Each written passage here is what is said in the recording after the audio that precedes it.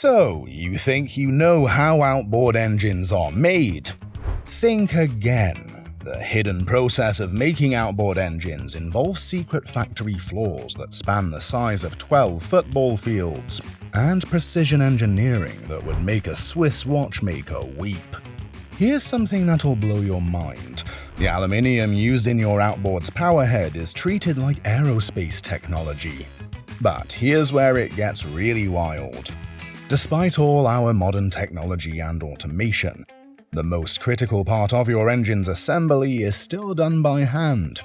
That person, they're probably making less than your local barista. Yet they hold the fate of your weekend fishing trips in their hands. Let me take you back to where this whole crazy process begins. And no, it's not where you think. Before a single piece of metal gets cut, or a single bolt gets torqued, outboard engines start their life in what the industry calls the cave. That's the nickname for the windowless R&D departments where engineers spend months arguing over whether a propeller blade should be angled at 23 or 24 degrees. These folks are the unsung heroes who've transformed outboards from the noisy, smoke-belching beasts of the 1960s into today's whisper-quiet, fuel-sipping marvels. The design process today involves supercomputers running computational fluid dynamics simulations that would have been classified military technology just 30 years ago. Engineers can now predict exactly how water will flow around every curve of the lower unit before a single prototype is built. They're using the same software that Formula One teams use to design race cars, except instead of air, they're dealing with water, which is about 800 times denser and infinitely more unpredictable. But here's the kicker that most people don't realize. The basic design of an outboard engine hasn't fundamentally changed since Ole Evinrude built his first motor in 1909. We're still using the same vertical crankshaft configuration, the same basic cooling system principles, and believe it or not, many manufacturers still use design elements that can be traced directly back to patents from the 1950s. Evolution, not revolution, has been the name of the game. Hey, if you're finding this behind-the-scenes look fascinating, make sure you hit that subscribe button, because what I'm about to reveal next about where these engines actually come from will completely change how you look at that motor hanging off your transom. Now, let's dive into the manufacturing rabbit hole, and trust me, it goes deeper than you'd imagine. The journey of your outboard engine starts in places you'd never expect. Bauxite mines in Australia, rare earth element extraction facilities in China, and recycling centers in Detroit. The powerhead of your brand new Mercury or Yamaha contains aluminium that goes through an incredible transformation process. The aluminium industry's fascinating secret: about 75% of all aluminium ever produced is still in use today, constantly being recycled and reformed. Your outboard engine's block goes through a remarkable transformation process. The aluminium is melted down at precisely 1221 degrees Fahrenheit, not a degree more, not a degree less, because temperature variation of even 5 degrees can create microscopic air bubbles that could cause your engine to fail catastrophically 3 years down the line. Picture this, a factory floor in Japan where Yamaha builds their engines, stretching out for nearly 1 million square feet. The assembly line moves at exactly 2.3 feet per minute, a speed calculated by industrial psychologists to be the optimal pace for human workers to maintain quality without fatigue over an 8-hour shift. Here's where things get controversial.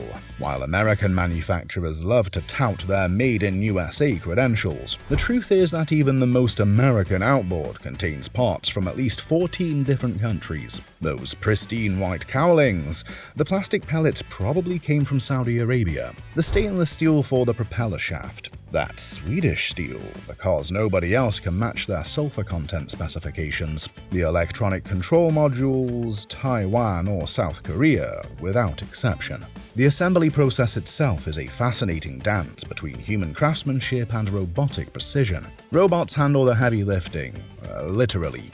They position engine blocks, torque head bolts to specific specifications, and apply adhesives with surgical precision, but humans still do the delicate work. Why? Because, despite all our technological advances, no robot can match the sensitivity of human fingers when it comes to detecting a slightly misaligned gasket, or hearing the subtle difference in sound when a bearing isn't seated properly. Let me share something that'll make you look at outboards differently. The pistons in modern four-stroke outboards are forged using a process called squeeze casting that was actually developed for the aerospace industry. The aluminium is compressed under 10,000 pounds per square inch of pressure while it's still partially molten.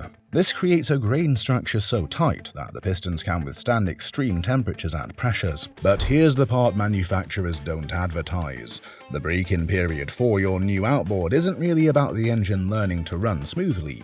It's about the microscopic imperfections in the cylinder walls wearing down to create the perfect seal with the piston rings. During those first 20 hours of operation, you're essentially completing the manufacturing process that started in the factory. Skip the break-in procedure, and you've just shortened your engine's life by about 30%. The fuel injection systems in modern outboards are manufactured in clean rooms that rival pharmaceutical facilities. Workers have to pass through air showers that blow off any dust particles, and the air is filtered to remove particles larger than 0.3 microns. Why such extreme measures? Because a piece of dust the width of a human hair could clog a fuel injector and leave you stranded 20 miles offshore.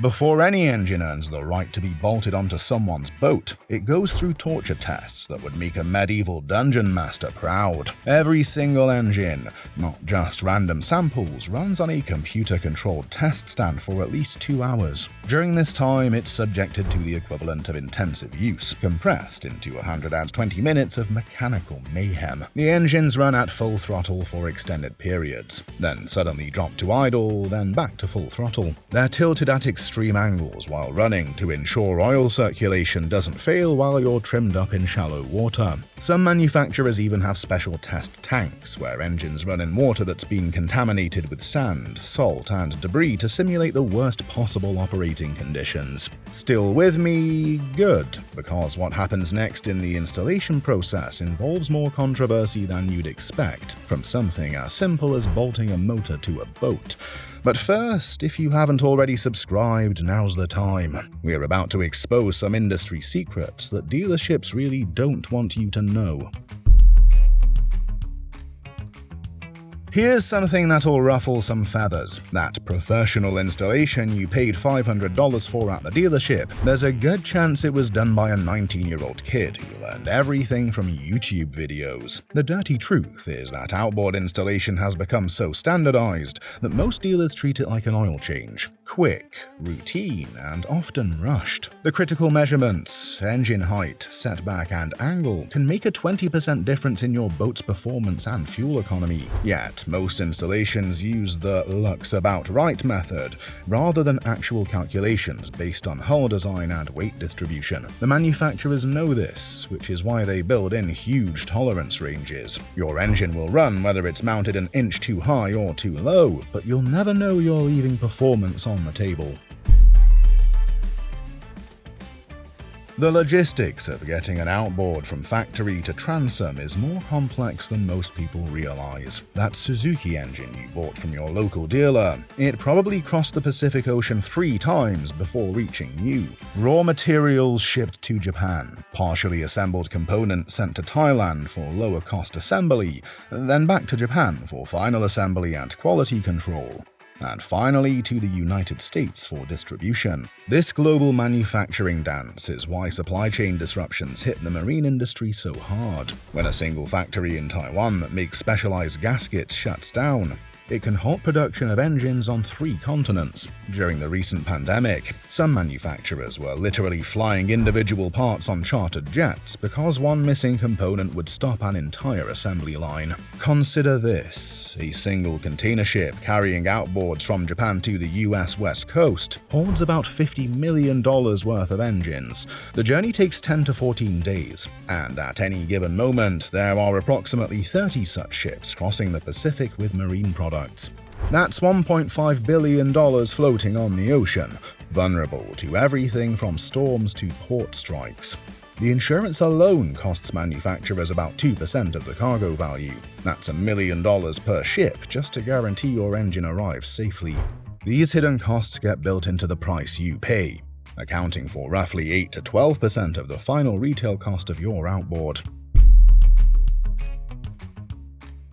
The transformation in manufacturing processes over the past 50 years has been nothing short of revolutionary. In the 1970s, it took nearly 400 man-hours to build a single outboard engine. Today, that number is down to about 12 hours, including testing. The difference isn't just automation. It's the complete reimagining of how engines are designed for manufacturing. Modern engines are designed using something called DFM, Design for Manufacturing. Every part is created not just to function, but to be assembled quickly and accurately. Snap-fit components have replaced dozens of screws. Entire sub-assemblies come pre-built from suppliers, ready to click into place like expensive Legos. The wiring harnesses that used to take an hour to install by hand now come as single plug-and-play units that connect in seconds. The numbers tell the real story. In 1985, a typical 150-horsepower outboard contained approximately 1,400 individual parts. Today's equivalent engine has around 600 parts, yet delivers 40% more power and uses 50% less fuel.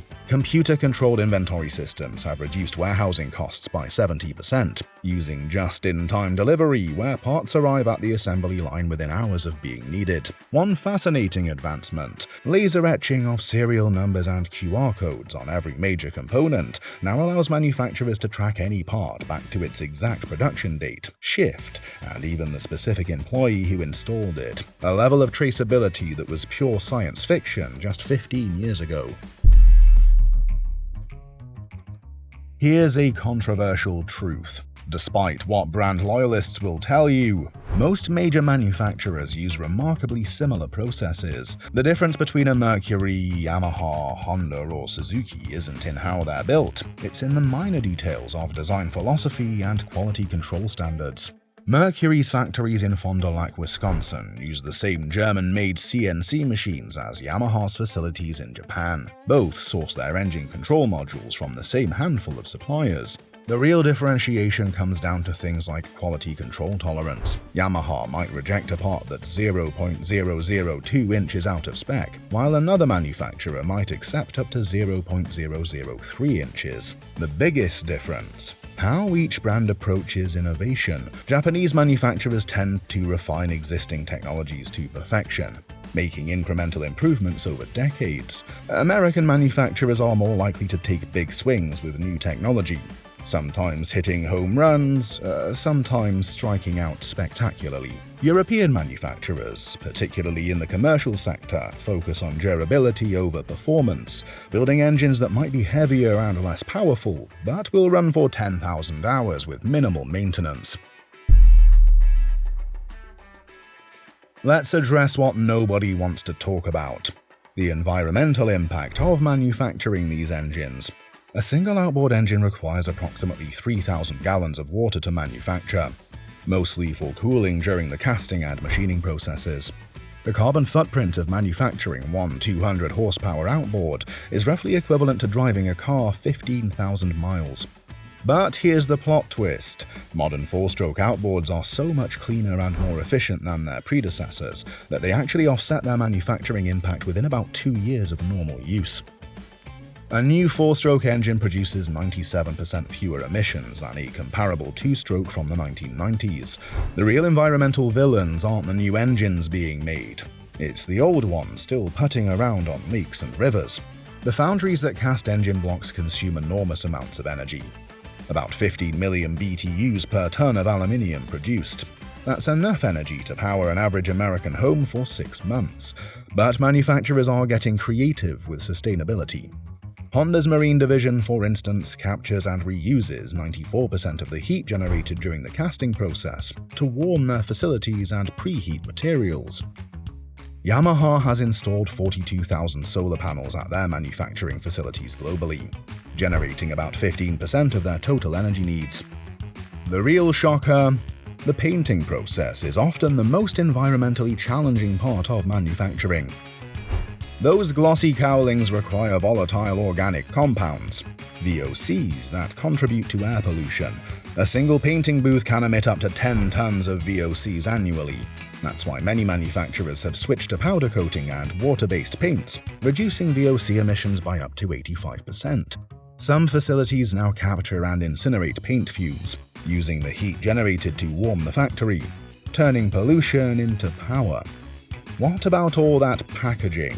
The average outboard arrives at the dealer wrapped in about 45 pounds of cardboard, plastic, and foam.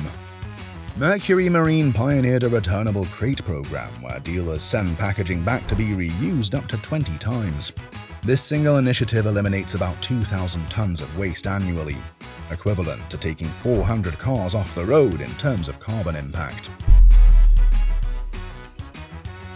The manufacturing facilities being built today look nothing like the factories of even 10 years ago. 3D printing is starting to revolutionize prototype development, cutting the time from design to testing from months to days. Some manufacturers are experimenting with printing entire engine blocks from powdered aluminium, eliminating hundreds of machining steps. Artificial intelligence is being deployed on assembly lines to detect defects that human inspectors might miss. Cameras powered by machine learning can spot a gasket that's installed 0.5 millimeters out of position, or detect microscopic cracks in cast components that would be invisible to the human eye. Electric outboards are forcing a complete reimagining of manufacturing processes. Without the need for complex cooling systems, exhaust routing, and fuel delivery, electric motors can be built in a fraction of the time with far fewer parts. Some industry insiders predict that within 20 years, traditional combustion outboards will be manufactured only for specialized applications, much like how carburetors are still made today for vintage restorations. The hidden process of making outboard engines is a testament to human ingenuity, global cooperation, and occasionally magnificent stubbornness. It's an industry where cutting-edge technology meets old-school craftsmanship, where a robot that costs more than your house works alongside someone making $15 an hour, and where the difference between success and catastrophic failure can be measured in thousandths of an inch. Next time you fire up your outboard, take a moment to appreciate the journey it took to get there. From bauxite mines to recycling centers, from supercomputer simulations to hand assembly, from torture testing to careful installation. Your engine is the culmination of over a century of evolution, innovation, and more than a few spectacular failures along the way. The real secret of outboard manufacturing isn't the advanced technology or the global supply chains. It's that despite all our progress, we're still fundamentally doing the same thing Ole Evinrude did in his workshop, figuring out how to make boats go faster, farther, and more reliably than before. If you enjoyed this deep dive into the world of outboard manufacturing, make sure you subscribe to the channel and hit that notification bell. We've got more behind-the-scenes content coming that'll change how you look at the marine industry forever. Got questions about outboards or ideas for future videos? Drop them in the comments below. Until next time, keep your props in the water and your engines running smooth.